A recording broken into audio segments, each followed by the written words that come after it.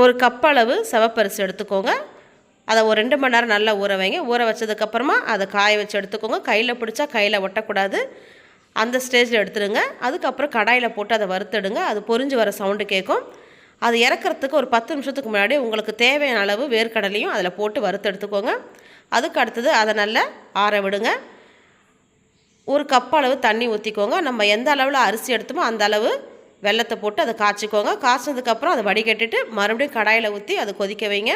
இங்கே நமக்கு ஆறி இருக்கும் அந்த அரிசி, அதை நல்லா பொடியாக ஆக்கி அந்த வெள்ளைப்பாகில் போட்டு நல்லா வேக வைங்க. ஸ்லோவில் வச்சு செய்யுங்க. அதுக்கு அடுத்தது ஒரு கப் அளவு தண்ணியும் ஊற்றி அதை ஸ்லோவாக வச்சு நீங்கள் வேக வச்சுடுங்க. நமக்கு இது மாதிரி கட்டியாக வரும்.